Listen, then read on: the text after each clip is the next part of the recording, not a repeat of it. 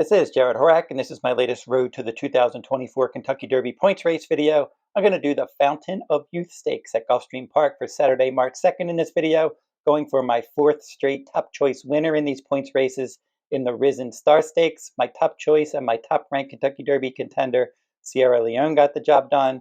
And then on February 18th, the Sunland Derby, my top choice Stronghold won.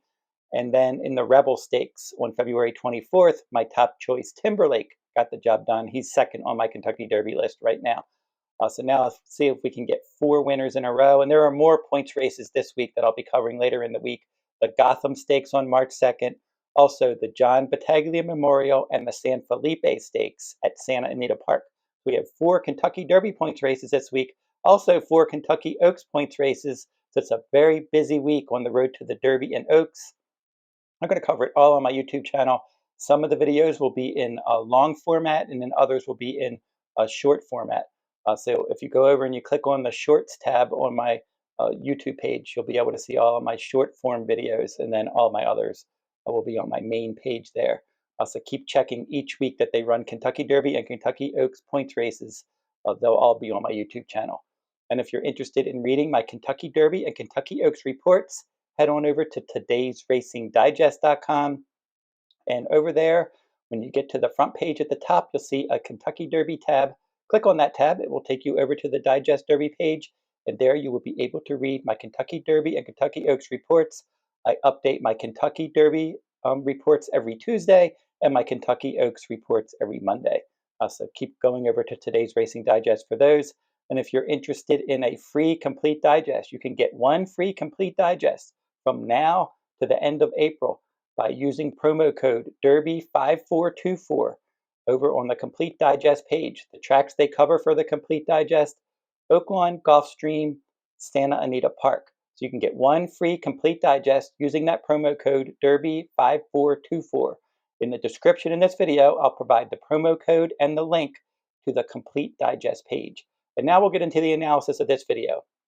And it will be the 14th race at Gulfstream Park for Saturday, March 2nd, 2024, the Grade 2 $400,000 Fountain of Youth Stakes for 3-year-olds traveling 1 mile and a 16th on the main track. Scheduled post time 6:10 p.m. Eastern. Speak Easy is number 1 for trainer Todd Pletcher. Now, Speak Easy is also cross-entered in a 1 mile and an 1/8 allowance race at Gulfstream Park on March 1st. We'll have to see which race they decide to go to. Will they go for this tougher spot, or will they shoot for that allowance race, which also will feature a Conquest Warrior, one of my Kentucky Derby contenders for trainer Shug McGahee. But Speakeasy with Irad Ortiz Jr., if he does run here, will be aboard. And from his debut at 7 furlongs from the inside post in an 11-horse field, not easy to win at 7 furlongs first time out, and not easy to win from that inside post. It can be intimidating. And he was 8-1, but he was able to battle on the pace and then edge away late to win by 1 3/4 lengths over Victory Avenue. Now, Victory Avenue was also entered in this race.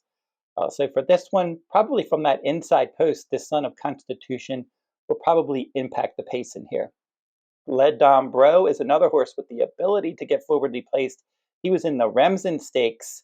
That one featured Dornoch, who's in this race, Sierra Leone, your Risen Star winner, and then Drum Roll Please, your Jerome Stakes winner. So he faced some good horses in that race, and he was 9th, beaten 30 lengths. And then in his last start, much better effort in the Swale Stakes at 7 furlongs. Easier company. He was 13-1. He stalked the pace, and he was able to run second there. So now he stretches back out in distance and meets better company. Victory Avenue, I mentioned that one. Speak Easy defeated him in the debut. This one was 3-2 in that race for trainer Gustavo Delgado. This Son of Arrogant, certainly bred for added ground. He should continue to get better. They paid $375,000 for him, and he ran a good race. He dueled on the lead. He just couldn't quite go with Speak Easy late, but he was clearly second best in that 7 furlong race on January 27th. And now he's got to step up and meet more experienced rivals. He'll be up on the pace in here.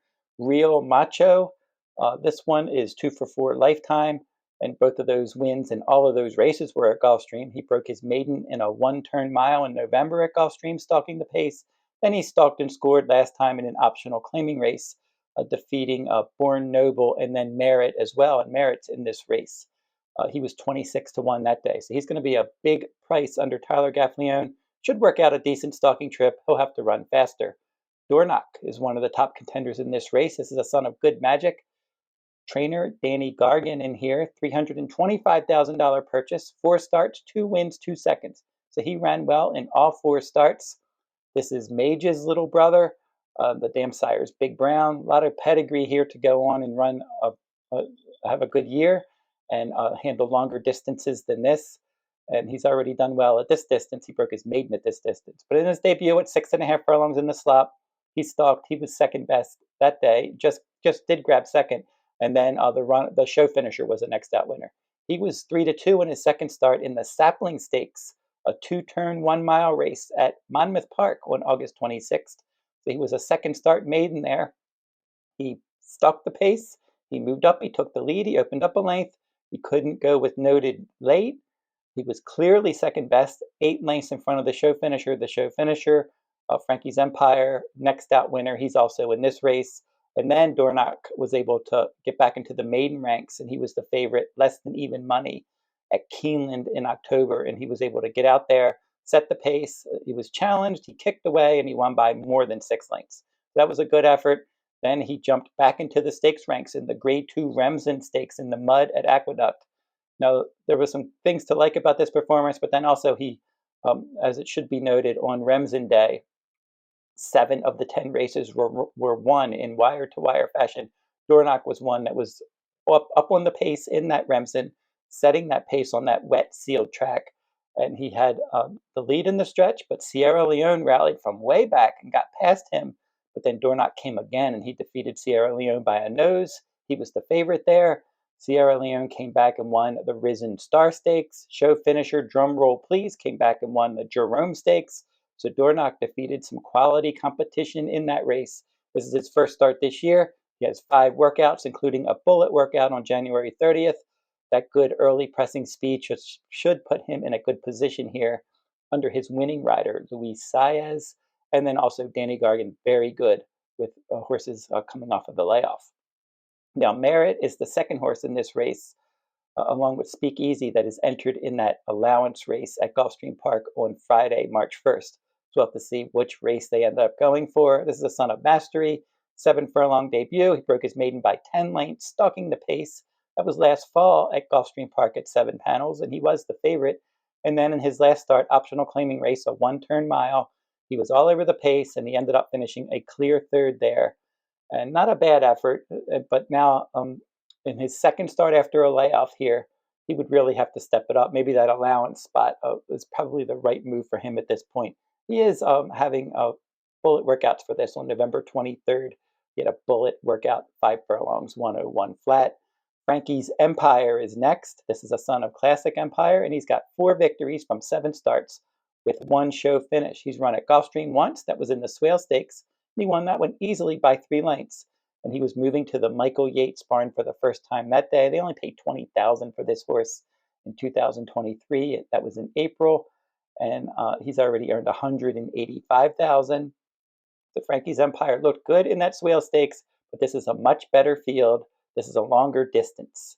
And then on the outside here, we have a couple more runners. Locked for trainer Todd Pletcher. This is a son of Gun Runner. He's one of the top contenders in this race.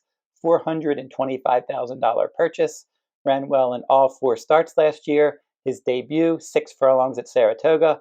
He was way back early. He was steadied at the start. He rallied from 11 lengths back in 10th and last to finish 3rd, beating a bit more than 3 lengths.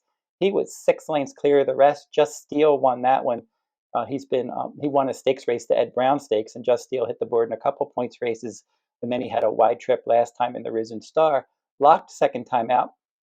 He dominated in a 1-mile race at Saratoga, and he was up on the pace, and he won by more than 7.